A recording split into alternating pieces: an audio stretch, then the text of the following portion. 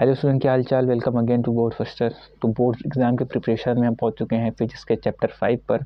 जो चैप्टर 5 का नाम है क्या, चुंबक तथा द्रव। इससे पहले के चैप्टर 4 यानी कि चैप्टर 1, चैप्टर 2, चैप्टर 3 और चैप्टर 4 के सभी न्यूमेरिकल्स को हम सॉल्व कर चुके हैं। तो ये फिजिक्स के इस लेक्चर में हम अभी चैप्टर 5 के जो भी न्यूमेरिकल्स हैं उसको हम सॉल्व करेंगे। इसके पहले का वीडियो में मैंने डिस्कस किया है कि मोस्ट रिपीटेड क्वेश्चन क्या होते हैं बोर्ड एग्जाम क्लास 12 में, जो पिछले सालों के पेपर्स में आए हुए हैं। अगर आपने वो वीडियो नहीं देखा तो ये आपको दिख रहा होगा इस समय स्क्रीन पर। ये वीडियो है, इसका लिंक मैं डिस्क्रिप्शन बॉक्स में दे दूंगा, आप उसको क्लिक करके एक बार ज़रूर विजिट करिए।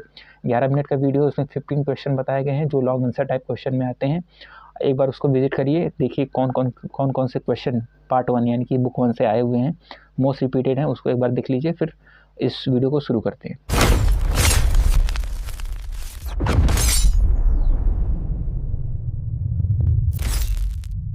पहला क्वेश्चन आपको स्क्रीन पर दिख रहा होगा कि एक छोटा छड़ चुंबक जो एक समान बाह्य चुंबकीय क्षेत्र 0.25 टेस्ला के साथ 30 डिग्री का कोण बनाता है, पर 4.5 × 10⁻² जूल का बल आघूर्ण लगता है। चुंबक के चुंबकीय आघूर्ण का परिमाण क्या है। तो क्वेश्चन को देखते हुए जो पहला अप्रोच हमारा होता है, पिछले लेक्चर से हम देखते हुए आ रहे हैं कि जो गिवन है उसको हम लिख लेते हैं, और जिसका अगर डायग्राम पॉसिबल है उसका हम डायग्राम बना लेंगे। ठीक है, तो चलो इसको लिखते हैं। तो जो क्वेश्चन में गिवन है मैंने उसे यहाँ पर लिख लिया है, जहाँ पे B इक्वल टू क्या होता है, चुंबकीय क्षेत्र जो कि दिया गया है 0.25 टेस्ला, जो चुंबकीय बल आघूर्ण लग रहा है मैग्नेट पर 4.5 × 10⁻² जूल है, और जो थीटा एंगल यानी कि चुंबकीय क्षेत्र से जो मैग्नेट एंगल बना रहे हो 30 डिग्री पर है। ठीक है, तो हमको इसमें बताना है कि चुंबकीय क्षेत्र चुंबक के चुंबकीय आघूर्ण का परिमाण क्या होगा। तो हम क्या जानते हैं, चुंबकीय आघूर्ण का फॉर्मूला क्या होता है, अगर आपने पढ़ा होगा चुंबकीय आघूर्ण। ठीक है, कि इसको टाउ इज इक्वल टू क्या करते हैं, m×b। ठीक है, m×b मतलब क्या होता है, यानी कि ये दोनों वेक्टर क्वांटिटी होती है। ठीक है, वेक्टर क्वांटिटी का मतलब क्या होता है, दोनों सदिश राशियाँ होती है। और क्रॉस का मतलब क्या होता है, सदिश राशियों का क्रॉस यानी कि सदिश गुणनफल है। जब इसको क्रॉस को हटाते हैं तो उनको क्या मिलता है, tau is equal to mb sine theta. ठीक है, और ये थीटा क्या होता है, m और b के बीच का एंगल होता है। ठीक है, तो हमको क्या निकालना है, चुंबकीय आघूर्ण। ठीक है, चुंबकीय आघूर्ण यानी कि m का मान निकालना है। ठीक है, m का मान हम यहाँ से निकाल सकते हैं, तो इसकी वैल्यू पुट कर देंगे। टाउ की वैल्यू क्या दी गई है हमको, यहाँ पर टाउ की वैल्यू गिवन है, यहाँ पर देखो 4.5 × 10⁻² इज इक्वल टू m का मान हमको यानी कि चुंबकीय आघूर्ण m का मान हमको निकालना है, तो m एज इट इज लिखेंगे, इनटू b का मान कितना दिया गया है, चुंबकीय क्षेत्र का मान b is equal to 0.25 into sine theta यानी कि साइन 30 डिग्री। ठीक है, साइन 30 डिग्री। ठीक है, क्योंकि हमको m का मान चाहिए, देखो चूँकि हमको m का मान चाहिए तो हम क्या लिखेंगे, m इज इक्वल टू, ये देखो यहाँ पर मल्टीप्लीकेशन इधर आएगा, डिवीजन में हो जाएगा, तो 4.5 × 10⁻² अपॉन 0.25 इंटू साइन 30। और हम जानते हैं साइन 30 का मान 1/2 होता है, तो हम रख देंगे, वैल्यू पुट कर देंगे, यानी 4.5 × 10⁻² अपॉन 0.25 इंटू साइन 30 का मान 1/2। ठीक है, इसको फर्दर अगर हम सॉल्व करेंगे तो m इज इक्वल टू हमको क्या मिल जाएगा, 4.5 × 10⁻²। देखो यहाँ पे डिवीजन में इस साइड देखो, इसको क्रॉस ऊपर कर देंगे तो 2 अपॉन ऊपर चला जाएगा, 0.25 इंटू ये 1 हो गया। ठीक है, और मैं पहले ही कैलकुलेशन करके बैठा हूँ ताकि आपको जल्दी से जल्दी में इसको सॉल्व करा पाऊँ। अगर इसका कैलकुलेशन करके इसका मल्टीप्लिकेशन करके इससे डिवाइड करेंगे और ये 10⁻² का भी इसमें मल्टीप्लिकेशन हो जाएगा, तो हमको m की वैल्यू क्या मिल जाएगी, m इज इक्वल टू क्या मिल जाएगा, यहाँ पे 0.36 क्या मिल जाएगा, और यूनिट क्या होगा, जूल पर टेस्ला।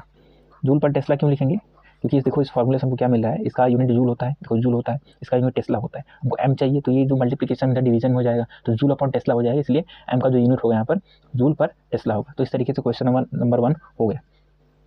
तो सेकंड क्वेश्चन इज, चुंबकीय आघूर्ण m is equal to 0.32 joule per tesla वाला एक छोटा छड़ चुंबक 0.15 टेस्ला के एक समान बाह्य चुंबकीय क्षेत्र में रखा है। यदि यह छड़ क्षेत्र के तल में घूमने के लिए स्वतंत्र हो तो किस विन्यास में यह, पहला क्या है, स्थायी संतुलन और दूसरा अस्थायी संतुलन में होगा। प्रत्येक स्थिति में चुंबक की स्थितिज ऊर्जा का मान बताइए। ठीक है, तो क्वेश्चन आपको दिख रहा होगा। तो क्वेश्चन का सबसे पहला अप्रोच क्या होता है, जो गिवन है वो लिख लेंगे, जो फाइंड आउट करना है वो भी लिख लेंगे, और जो सुटेबल फार्मूला होगा अकॉर्डिंग टू द क्वेश्चन हम उसको सॉल्व करेंगे। ठीक है, तो सबसे पहले मैं इसको लिख लेता हूँ। फिर तो जो क्वेश्चन में गिवन है कि चुंबकीय आघूर्ण m की मान जो दिया गया है 0.32 जूल पर टेस्ला और b का मान इतना दिया गया, तो पहला हमसे जो पूछा है, बोला कि स्थायी संतुलन में स्थितिज ऊर्जा का मान बताओ। स्थायी संतुलन में जब चुंबकीय आघूर्ण और चुंबकीय क्षेत्र के बीच का जो एंगल होगा थीटा वो 0 होना चाहिए, तो इस कंडीशन में जो ये पूरा सिस्टम होगा वो संतुलन हो जाएगा। ठीक है, संतुलित स्थिति में होगा, यहाँ विन्यास संतुलित अवस्था में, यानी कि थीटा इज इक्वल टू 0 पर यह विन्यास संतुलित होगा। ठीक है, संतुलित होगा। कैसे होगा, जब जानते हैं अगर ये मैग्नेटिक फील्ड हमको ये गिवन है B, ठीक है, इस तरीके से, और इस तरीके से कोई मैग्नेट है यहाँ पर, ठीक है, मैग्नेट है M, यहाँ पे थीटा एंगल बनाता है। अगर ये थीटा एंगल 0 हो जाएगा तो संतुलित अवस्था में हो जाएगा, ठीक है। ये जो थीटा एंगल है ये 0 हो जाएगा तो ये संतुलित अवस्था में हो जाएगा, ठीक है। तो इस कंडीशन यानी कि स्थायी संतुलन में स्थितिज ऊर्जा यानी थीटा इज इक्वल टू 0 पर स्थितिज ऊर्जा। स्थितिज ऊर्जा का फॉर्मूला क्या होता है हम जानते हैं। स्थितिज ऊर्जा यानी कि potential energy U is equal to क्या होता है माइनस एम डॉट बी। ये दोनों वेक्टर क्वांटिटी है यानी कि सदिश का ये अदिश गुणनफल यानी कि डॉट प्रोडक्ट होता है। जब डॉट प्रोडक्ट हटता है क्या हो जाता है U is equal to minus M B cos theta, ठीक है। अब हम जानते हैं कि 0 डिग्री पर देखो 0 डिग्री पर यहाँ संतुलित होगा और हमें संतुलित अवस्था में ही निकालना है। तो हम क्या लिखेंगे U is equal to minus as it is रहेगा m की वैल्यू क्या है 0.32 इंटू बी की वैल्यू क्या है 0.15 into cos theta in cos zero का मान क्या होता है 1 होता है। यानी कि इन दोनों का मल्टीप्लिकेशन कर देंगे, जो वैल्यू आएगी वो अपना आंसर होगा। तो U इज इक्वल टू अगर इन दोनों का मल्टीप्लिकेशन किया जाए तो हो जाएगा -4.8 इंटू 10 स्क्वायर में -2 और जूल। पोटेंशियल एनर्जी है ना, एनर्जी का यूनिट हमेशा जूल होता है। तो इस तरीके से स्थायी संतुलन, ठीक है, स्थायी संतुलन कब होगा जब इनके मैग्नेटिक मोमेंट यानी कि m यहाँ पर होता है m यहाँ पर भी होता है, इन दोनों के बीच का जो एंगल होगा वो थीटा इज इक्वल टू 0 होने पर यहाँ संतुलित हो जाएगा। उस कंडीशन में स्थितिज ऊर्जा U is equal to minus M dot B होती है, ठीक है।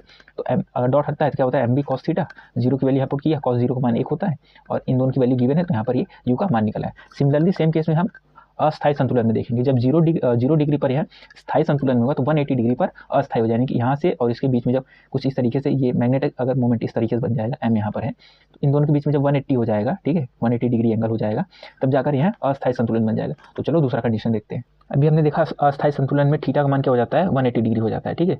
तो इस कंडीशन में हम स्थितिज ऊर्जा का मान निकालेंगे यानी कि U का मान क्या होता है माइनस एम डॉट बी, ठीक है। अब अगर डॉट प्रोडक्ट हटेगा तो U इक्वल क्या हो जाएगा minus M B cos theta, ठीक है, कोस थीटा। अब जो वैल्यू यहाँ पे गिवन है उसकी वैल्यू पुट कर देंगे। तो m की वैल्यू हमको क्या गिवन था ऊपर देख सकते हैं 0.32 इंटू बी का मान क्या था 0.15 इंटू कॉस 180।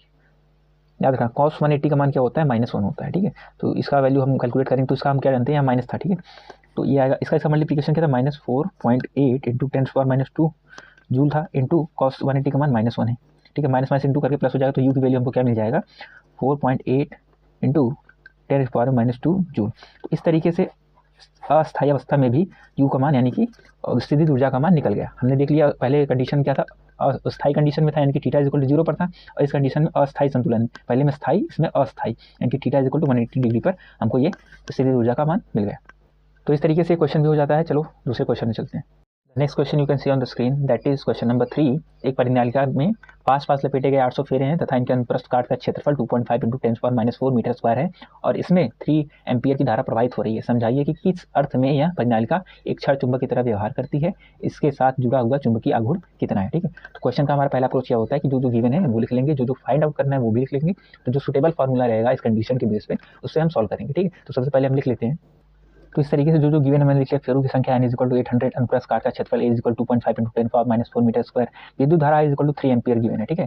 और ये परिनालिका है तो अगर मैं परिनालिका इस तरीके से बना लूँ और ये इस तरीके से परिनालिका हमको एक गिवन है, ठीक है, इसको इंग्लिश में सोलेनॉइड बोलते हैं। तो इस तरीके से अगर विद्युत धारा का मान इस डायरेक्शन में, ठीक है, तो हमसे ये इसमें पूछा गया है, पहला ये पूछा है कि तो इस परिनालिका पर लगने वाला बल आघूर्ण का परिमाण उस समय इसमें बोला है कि समझाइए कि किस अर्थ में यह परिनालिका एक क्षण चुंबक की तरह व्यवहार करती है। मैंने पहले क्वेश्चन नंबर 4 पढ़ दिया था, सॉरी उसके लिए। तो इसमें बोला क्या गया है कि समझाइए कि किस अर्थ में यह परिनालिका एक क्षण चुंबक की तरह व्यवहार करती है। हमने एक ये परिनालिका बना लिया, ठीक है। तो इसमें हमको पहला क्वेश्चन क्या बोला गया, समझाइए कि किस अर्थ में यह परिनालिका एक क्षण चुंबक की तरह व्यवहार करती है। अगर मैंने देखो यहाँ पर करंट का डायरेक्शन बनाया, अगर करंट का डायरेक्शन इस डायरेक्शन में है, याद रखना, ठीक है, इस तरीके से है और ये इस तरीके से घूम रहा है, ठीक है, यानी कि इस सिरे से जाकर मान लो ए से बी की तरफ करंट जा रहा है और इस तरीके से घूम रहा है, ठीक है, इस तरीके से घूम रहा है।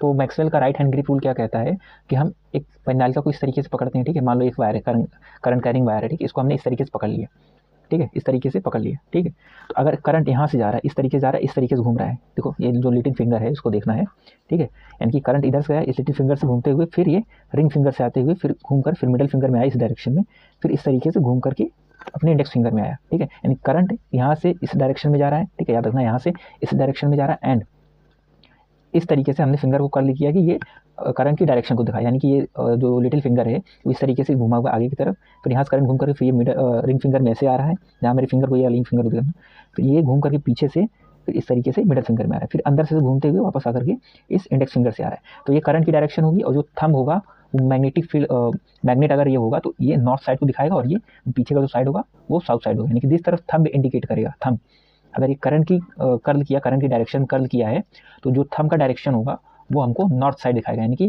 मैग्नेट का नॉर्थ पोल दिखाएगा और जो पीछे का साइड होगा वो साउथ पोल होगा।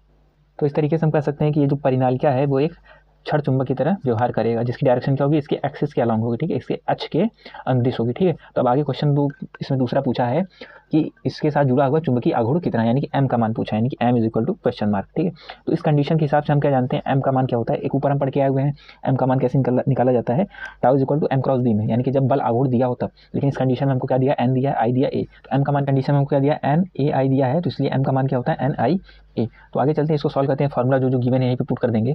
n का मान कितना गिवन है, m इज इक्वल क्या हो जाएगा, n का मान क्या है 800 इंटू आई का मान क्या है ये 3 एम्पियर इंटू इसका मल्टीप्लिकेशन, यानी कि एरिया का मल्टीप्लिकेशन 2.5 इंटू 10⁻⁻⁴। अब इन तीनों का मल्टीप्लिकेशन कर देंगे तो हमको आंसर मिल जाएगा। तो इसका अगर मल्टीप्लिकेशन कर देंगे तो m की वैल्यू हमको क्या मिल जाएगी, 0.6 जूल पर टेस्ला। और ये क्या होगा, यानी कि हमको ये गिवन है, ये हमने भी ऊपर देखा Maxwell right hand grip rule से, ये क्या होगा, यानी कि परिनालिका के अक्ष के अनुदिश होगा, ठीक है, अक्ष के अनुदिश होगा, अनुदिश, ठीक है। तो इस तरीके से ये भी क्वेश्चन सॉल्व हो गया। चलते हैं नेक्स्ट क्वेश्चन पर। The next question you can see on the screen that is 5.4। यदि प्रश्न 5.3 में बताई गई परिनालिका ऊर्ध्वाधर दिशा के परितः घूमने के लिए स्वतंत्र हो और इस पर क्षैतिज दिशा में एक 0.25 टेस्ला का एक समान चुंबकीय क्षेत्र लगाया जाए तो इस परिनालिका पर लगने वाला बल आघूर्ण का परिमाण क्या होगा जब इसके अक्ष आरोपित दिशा के क्षेत्र में 30 डिग्री का कोण बना रही हो। तो सबसे पहले अप्रोच क्या होता है, जो गिवन है वो लिख लेंगे, जो फाइंड आउट करना होता है वो भी लिख लेंगे, जो सूटेबल फॉर्मूला होगा उसको हम यूज करके सॉल्व कर लेंगे। तो सबसे पहले हम लिख लेते हैं क्या क्या गिवन है। तो जो क्वेश्चन में गिवन है मैंने उसको लिख लिया, चुंबकीय क्षेत्र B equal 0.25 Tesla, theta is equal 30 degree का एंगल बना रहा है और प्रश्न संख्या 5.3 से m का मान जो है 0.6 जूल पर टेस्ला आया है, ठीक है। तो हमसे बल आघूर्ण का मान पूछा है, यानी कि बोला है कि अगर एक मैग्नेटिक फील्ड है इस तरीके से और जो परिनालिका है, अगर मैं इसको इस तरीके से बनाऊँ, यहाँ पर देखो ये परिनालिका का हो गया तो इसके अराउंड में परिनालिका इस तरीके से बनेगी और ये ऊर्ध्वाधर स्वतंत्र है, यानी कि इससे अक्ष से जो थीटा कोण बना रहा है वो 30 डिग्री है, ठीक, और ये B है, ठीक। B यानी चुंबकीय क्षेत्र। हमसे पूछा गया है बल आघूर्ण टाउ का मान बताओ। टाउ का मान क्या जानते हैं, टाउ इज इक्वल होता है m क्रॉस b, ठीक है। तो इस तरीके से m क्रॉस b होता है, क्रॉस हटेगा तो क्या बचेगा mb साइन थीटा, ठीक है। तो जो वैल्यू गिवन है यहाँ पर पुट कर देंगे, अपना फाइनल आंसर हमको मिल जाएगा। तो m की वैल्यू क्या है यहाँ पर, m की वैल्यू देखो प्रश्न क्या 5.3 क्या मिला 0.6 इंटू जो b की वैल्यू है, b यानी कि चुंबकीय क्षेत्र B is equal to 0.25 into sine theta यानी कि साइन 30 का मान क्या होता है 1/2 होता है, हम जानते हैं। तो क्या हो जाएगा अब नीचे चलते हैं यहाँ पर, हाँ 0.6 इंटू 0.25 इंटू साइन 30 का मान 1/2, ठीक है। इससे कैंसिल कर 0.3 टाइम जाएगा, इसका ऐसा मल्टीप्लिकेशन कर देंगे तो टाउ की वैल्यू हमको मिल जाएगी, that is tau will be is equal to 0.075, ठीक है। और इसका मान क्या आएगा, न्यूटन मीटर में आएगा, ठीक है। तो इस तरीके से बल आघूर्ण का मान निकल गया, ठीक है। क्वेश्चन नंबर 5.4 यानी कि 4 जो है वो कंप्लीट हो गया। चलते हैं नेक्स्ट क्वेश्चन पर। अगर समझ में आ रहा होगा तो लाइक भी करना, शेयर करना, सब्सक्राइब करना, दोस्तों की बताना, खुद भी पढ़ो उनको भी पढ़ाओ, ठीक है। और जो भी क्वेश्चन नहीं समझ में आ रहा है उसका कमेंट सेक्शन में बताओ, मैं उसका आंसर दूंगा, उसका वीडियो सोल्यूशन लेकर आऊँगा। और इसके पहले वाली वीडियो में जिसका लिंक मैं डिस्क्रिप्शन बॉक्स में दे दूंगा, उसमें बोर्ड एग्जाम में मोस्ट रिपीटेड क्वेश्चन मैंने दिए हैं, ठीक है। उसको एक बार जरूर देखना, जिससे आपको पता चले कौन कौन से क्वेश्चन, किस तरह के क्वेश्चन 5 नंबर यानी कि लॉन्ग आंसर टाइप क्वेश्चन में आते हैं, जो मोस्ट रिपीटेड है, ठीक है, हर साल आते रहते हैं। उसको एक बार जरूर देख लेना, विजिट कर लेना, जो भी ना समझ में उसको बताना, मैं इसको दोबारा एक्सप्लेन कर दूंगा। तो चलते हैं अभी दूसरे क्वेश्चन पर। Next question you can see on the screen that is 5.5 या फिर 5 है। एक क्वेश्चन है कि एक क्षण चुंबक जिसका चुंबकीय आघूर्ण 1.5 जूल पर टेस्ला है 0.22 टेस्ला के एक समान चुंबकीय क्षेत्र के अनुदिश रखा गया है। एक क्वेश्चन इसका क्या है, पार्ट ए कि एक बाह्य बल आघूर्ण कितना कार्य करेगा यह चुंबक को चुंबकीय क्षेत्र के लंबवत और विपरीत दिशा में संरेखित करने के लिए घुमा दे। दूसरा कंडीशन क्या है, बी स्थिति 1 व स्थिति 2 में चुंबक पर कितना बल आघूर्ण लगता है, ठीक है। तो पहले क्या लिखेंगे, जो गिवन वो लिख देंगे और जो हमसे पूछा है वो लिख देंगे। तो लिखते हैं पहले। तो जो क्वेश्चन में गिवन है m यानी कि चुंबकीय आघूर्ण का मान दिया है 0.15 जूल पर टेस्ला और चुंबकीय क्षेत्र B is equal to 0.22 tesla, ठीक है। और दोनों कंडीशन में हमसे पूछा है कि उस पर वर्क डन कितना होगा उसको घुमाने के लिए, ठीक है। पहले कंडीशन वर्क डन पूछा है कि कितना कार्य करेगा, बल आघूर्ण कितना कार्य करेगा, ठीक है। तो क्वेश्चन ऊपर हम देख सकते हैं क्या लिखा गया है कि चुंबकीय आघूर्ण एक क्षण चुंबक जो है जिसका चुंबकीय आघूर्ण कितना है और इस चुंबकीय क्षेत्र में रखा गया है के अनुदिश रखा गया है, यानी कि अगर ये मैग्नेटिक फील्ड है इस तरीके से, बी का मान देखो, अगर ये बी है तो मैग्नेट जो है इस तरीके से रखा गया है, ठीक है, इस तरीके से रखा गया, यानी कि पहले जो इसके बीच का जो एंगल था यानी कि थीटा1 था वो 0 डिग्री था, ठीक है। क्वेश्चन नंबर ए का पहला पार्ट मैं बता रहा हूँ, ऊपर देख सकते हैं, जिसमें क्या लिखा गया है, जिसमें लिखा गया है कि एक बाह्य बल आघूर्ण कितना कार्य करेगा यदि यह चुंबक को चुंबकीय क्षेत्र के लंबवत कर देगा, यानी कि पहले तो थीटा1 0 डिग्री था, यानी कि इसको लंबवत कुछ इस तरीके से बना देगा, यानी कि इसके बीच और मैग्नेटिक फील्ड के बीच की डायरेक्शन एंगल क्या हो जाएगा 90 डिग्री, यानी कि थीटा2 का मान क्या हो जाएगा 90 डिग्री हो जाएगा। तो हमसे क्या पूछा है, चुंबकीय बल आघूर्ण कितना कार्य करेगा, यानी कि W का मान पूछा है। तो हम चलते हैं W बराबर क्या होता है, हम क्या जानते हैं, W is equal to work done होता है जो, W इज इक्वल टू क्या होता है, minus MB cos θ2 minus cos θ1, ठीक है। ये फार्मूला होता है, यानी m की वैल्यू हमको गिवन है, b की वैल्यू गिवन है, θ1 हमने अभी निकाला क्योंकि ये पहले 0 डिग्री पर था, यानी कि इसके अनुदिश है, चुंबकीय क्षेत्र के अनुदिश था, जैसे क्वेश्चन में गिवन था, ठीक है। उसके अनुदिश था, उसके बाद उसको 90 डिग्री घुमाना है, वर्क डन पूछा है, 90 degree θ2 is equal to 90 degree बोला, ठीक है। तो MB cos θ2 माइनस cos θ1, और जो वैल्यू गिवन है यहाँ पर पुट कर देंगे तो W इज इक्वल क्या हो जाएगा, माइनस एज इट इज रहेगा, माइनस m की वैल्यू 1.5 इंटू b की वैल्यू क्या है 0.22 इंटू cos θ2 यानी cos 90 डिग्री माइनस cos θ1 यानी cos 0 डिग्री, ठीक है। cos 90 का मान क्या होता है, 0 होता है, cos 0 डिग्री का मान क्या होता है, 1 होता है। तो यहाँ पर क्या मिलेगा, माइनस 1.5 इंटू 0.22 इंटू ये 0 हो जाएगा माइनस 1, यानी कि इसकी वैल्यू क्या है 0 है, यहाँ पे माइनस है, इसकी वैल्यू क्या है, cos 0 की वैल्यू क्या होती है, ये 1 हो जाती है, ठीक है, ये 1 हो जाती है। तो इसका मल्टीप्लिकेशन करेंगे, देखो 0 माइनस 1 क्या होगा, माइनस 1 होगा, इसका मल्टीप्लिकेशन करेंगे तो हमको क्या मिल जाएगा, इसका मल्टीप्लिकेशन करेंगे क्या आएगा 0.33 और ये माइनस और ये माइनस माइनस करके प्लस, यानी कि W इज इक्वल टू क्या मिल जाएगा हमको, W is equal to 0.33 joule, ठीक है। तो इस तरीके से क्वेश्चन नंबर ए 5.5 का जो ए का पहला पार्ट है, यानी कि ए का जो पहला पार्ट है वो सॉल्व हो जाता है। तो इसका दूसरा पार्ट क्या है, दूसरा पार्ट हमको यहाँ पर दिख रहा होगा, स्क्रीन पर भी आपको दिखेगा दूसरा पार्ट, ठीक है। इस दूसरे पार्ट में हमको क्या बोला है, दूसरे पार्ट में बोला है कि विपरीत दिशा में संरेखित करने के लिए घुमा दे, ठीक है। तो हम दूसरे क्वेश्चन में ए का ही जो दूसरा पार्ट है, ए का जो दूसरा पार्ट है इसमें बोला है कि विपरीत दिशा में संरेखित करने पर कितना बल लगेगा, यानी कि अगर हमको ये गिवन है यहाँ पर, ठीक है, अगर मैं इसको नॉर्थ ले लूँ और इसको साउथ ले लूँ, पहले ये 0 डिग्री पर था, फिर बोला क्या 90 डिग्री पर शिफ्ट करो इस तरीके से, ठीक है, यहाँ पे 90 डिग्री बनना चाहिए, फिर क्या बोला इसको विपरीत दिशा में संरेखित कर दो, यानी कि एक इस डायरेक्शन शिफ्ट कर दो जहाँ पर ये नॉर्थ ये बन जाए और ये साउथ, यानी कि इसको पूरा 180 डिग्री घुमा दो, ठीक है। चल में क्या था, ये अनुदिश में था, यानी कि 0 डिग्री था, दूसरे कंडीशन में जब इसको घुमा दिया तो जो थीटा बन जाएगा वो 180 डिग्री बन जाएगा। तो हम लिख लेते हैं यहाँ पर जो हमको गिवन है, θ1 क्या रहेगा 0 डिग्री रहेगा और θ2 क्या रहेगा वो 180 डिग्री, क्योंकि इसको विपरीत दिशा में संरेखित कर देना है। तो भाई वर्क डन क्या रहेगा, W is equal to minus MB cos θ2 minus cos θ1, ठीक है, ये फार्मूला है अपना, ठीक है। यही वैल्यू पुट कर देंगे, माइनस एज M की वैल्यू क्या था 1.5 इंटू B की वैल्यू 0.22 इंटू cos θ2 यानी कि cos 180 माइनस cos θ1 यानी कि cos 0, ठीक है। तो इसका मल्टीप्लिकेशन करते थे क्या मिलता था, माइनस 0.33 इंटू cos 180 की वैल्यू क्या होती है, ये माइनस 1 हो जाती है, ठीक है, माइनस 1, ठीक, और माइनस cos 0 की वैल्यू क्या होती है 1 होती है। तो माइनस माइनस करके प्लस हो जाएगा, यानी कि minus 0.33 into minus minus plus यानी कि माइनस 2 का मल्टीप्लिकेशन हो जाएगा। तो W इज इक्वल टू क्या हो जाएगा, W इज इक्वल टू इन दोनों का मल्टीप्लिकेशन यानी कि माइनस माइनस प्लस हो जाएगा 0.66 और ये आएगा जूल में, क्यों, वर्क डन है, ठीक है। इस तरीके से क्वेश्चन नंबर ए का जो पहला पार्ट था उसका आंसर ये आया, दूसरा पार्ट था ये आया। अब इसी क्वेश्चन नंबर 5 का जो बी पार्ट है जो आपको अभी दिखेगा स्क्रीन पर, ये भी दिख रहा होगा, इसका बी पार्ट क्या है कि स्थिति 1 और स्थिति 2 में, ठीक है, कंडीशन 1 में कंडीशन 2 में जो इसका चुंबकीय बल है उसका मान निकालना है, ठीक है, बल आघूर्ण का मान निकालना है, चुंबक पर बल आघूर्ण, यानी कि स्थिति 1 में, ठीक है, पहले देखेंगे स्थिति 1 में, ठीक है, क्वेश्चन दिख रहा होगा, ठीक है। स्थिति 1 में हमको क्या निकालना है, चुंबकीय बल यानी कि टाउ का मान निकालना है। टाउ इज इक्वल टू क्या होता है MB sin थीटा, ठीक है, MB sin थीटा। तो हम जानते हैं स्थिति 1 में क्या था कि हमको पहले ये अलाइन था, एक लाइन में था, ऐसे मैग्नेटिक फील्ड इस लाइन में था, ठीक है, इसको फिर 90 डिग्री पर चेंज कर दिया गया। तो क्या tau is equal to M की वैल्यू क्या हमको गिवन है 1.5 इंटू B की वैल्यू 0.22 इंटू पहले ये अनुदिश में था, उसके बाद 90 डिग्री, यानी कि थीटा इज इक्वल टू क्या हो गया था 90 डिग्री कंडीशन 1 में, ठीक है। तो क्या हो गया था कंडीशन 1 में theta is equal to 90 degree, यानी कि sin 90 की वैल्यू क्या होती है 1 होती है। तो टाउ इज इक्वल टू क्या मिल जाएगा हमको, इन दोनों का मल्टीप्लिकेशन आएगा 0.33, ठीक है, और इसका यूनिट क्या आएगा न्यूटन मीटर, ठीक है, न्यूटन मीटर। इस तरीके से क्वेश्चन नंबर 5 का जो बी पार्ट है उसका पहला हो गया, और स्थिति 2 में भी पूछा है, स्थिति 2 में, ठीक है, फिर क्या पूछा है बल आघूर्ण यानी कि टाउ का मान पूछा है, उसमें भी क्या हो जाएगा MB sin थीटा, ठीक है, और इसमें थीटा का मान क्या हो जाएगा, देखो स्थिति 2 में क्या था पहले अनुदिश था, ठीक है, यानी कि अगर यहाँ नॉर्थ था और यहाँ साउथ था, ठीक है, तो उसको क्या बोला 180 डिग्री चेंज कर देना था, यानी कि नॉर्थ यहाँ पर आएगा और साउथ यहाँ पर आएगा, यानी कि 180 डिग्री का चेंज आएगा। पहले यहाँ पे 0 डिग्री था और यहाँ पे 0 डिग्री था, यहाँ पे फिर 180 डिग्री का चेंज आएगा, यानी कि sin 180 हो जाएगा। तो tau is equal to MB, ठीक है, sin 180 वैल्यू मैंने क्यों नहीं रखा यहाँ पर, क्योंकि sin 180 का मान क्या होता है 0 होता है। तो टाउ इज इक्वल टू क्या मिल जाएगा हमको 0 न्यूटन मीटर, ठीक है। इस तरीके से क्वेश्चन नंबर 5 का जो ए पार्ट है, यानी कि क्वेश्चन नंबर 5 ये था, ठीक है। इसका जो ए पार्ट है उसको मैंने निकाला, जब पहले 0 डिग्री था फिर 90 डिग्री कर दिया तो यहाँ पर वर्क डन निकल आया 0.33 joule.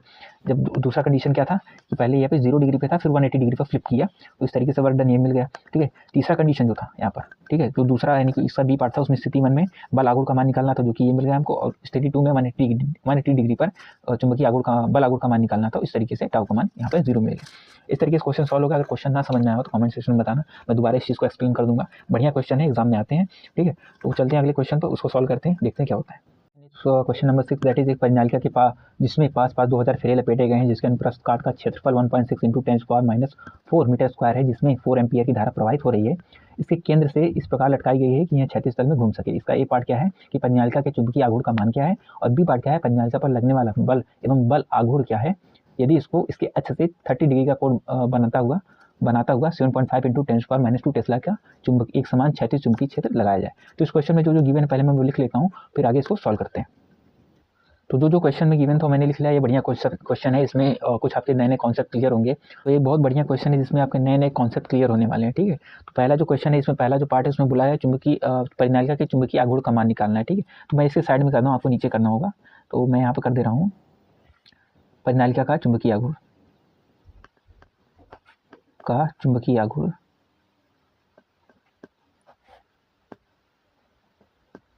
m is equal to क्या होता है NIA, ठीक है। चुंबकीय आघूर्ण इज इक्वल टू क्या होता है m is equal to NIA। जो वैल्यू गिवन है हम वही पुट कर देंगे। तो m इज इक्वल टू हमको क्या मिल जाएगा, n की वैल्यू क्या है 2000, यानी कि फेरों की संख्या 2000 है, इंटू आई n की विद्युत धारा का मान क्या है 4 एम्पियर, इंटू एरिया यानी कि अनुप्रस्थ काट का जो क्षेत्रफल है 1.6 × 10⁻⁴, ठीक है। इसको अगर हम पूरा सॉल्व करेंगे, मैं कैलकुलेशन करके बैठा हूँ, that is 1.28 joule per Tesla, ठीक है। जूल पर टेस्ला यूनिट लिखना जरूरी होता है, J फॉर जूल अपॉन में टेस्ला, ठीक है। तो इस तरीके से इसका जो पहला पार्ट है उसका सॉल्यूशन हो गया, यानी पार्ट ए। इसका पार्ट भी हम सॉल्व करते हैं, देखते हैं कैसे वहाँ पे बल का मान निकालते हैं और बल आघूर्ण का। तो इसके बी पार्ट में हमको बोला है कि बल और बल आघूर्ण का मान निकालना। तो पहले हम बल का मान निकालेंगे। अगर चुंबकीय क्षेत्र इस तरीके से दिया, बोला कि क्षैतिज है, तो इस तरीके से हम इसका चुंबकीय आघूर्ण मान लेते हैं। और एक मैग्नेट है इस तरीके से, यहाँ पर ये एक बार मैग्नेट है, यानी कि क्षण चुंबक है। अगर मैं इसको नॉर्थ पोल, इस क्षण चुंबक का नॉर्थ पोल ये कंसीडर कर रहा हूँ, इसको साउथ पोल कंसीडर कर रहा हूँ, तो हम जानते हैं साउथ यहाँ लिखते हैं, ठीक है। तो हम जानते हैं एक समान चुंबकीय क्षेत्र में जो नॉर्थ पोल का होता है चुंबकीय क्षेत्र के डायरेक्शन में उससे फोर्स लगता है, और जो साउथ पोल होता है उसके अपोजिट डायरेक्शन में फोर्स लगता है। लेकिन एक कंडीशन ये होता है कि जितना फोर्स इसको नॉर्थ साइड में, नॉर्थ पोल को चुंबकीय क्षेत्र की दिशा में लगता है, उतना ही फोर्स साउथ पोल को चुंबकीय क्षेत्र की विपरीत दिशा में लगता है। यानी कि यहाँ पर जो F मिलेगा वो यहाँ के F के बराबर होगा। तो हम क्या देख रहे हैं कि दोनों F जो है वो इक्वल है, लेकिन अपोजिट डायरेक्शन में, ठीक है। इक्वल एक समान चुंबकीय क्षेत्र है तो दोनों पर समान फोर्स लगेगा, लेकिन कहाँ लग रहा है अपोजिट डायरेक्शन में। तो हम क्या जानते हैं कि समान बल तथा विपरीत दिशा होने के कारण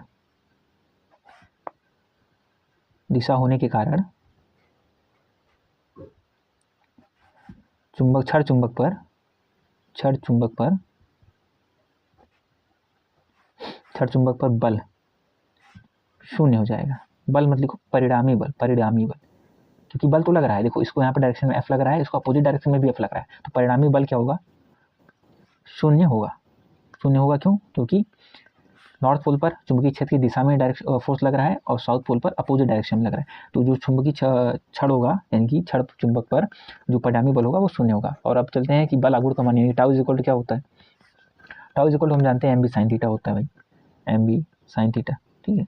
m की वैल्यू क्या है हम ऊपर देख चुके हैं, m की वैल्यू जो दिया गया है वो हम निकालें यहाँ पर, देखो यहाँ पर 1.28 इंटू 1.28 है, ठीक है। इंटू b की वैल्यू क्या है 7.5 दिया गया है, देखो यहाँ पर 7.5 into 10⁻² Tesla into sine theta, यानी कि 30 डिग्री पर अलाइन है अभी, यानी कि यहाँ से यहाँ पे 30 डिग्री पर अलाइन है, ठीक है। तो 30 डिग्री यानी कि साइन 30 का मान क्या होता है 1/2। तो पहले हम उसको रख लेंगे।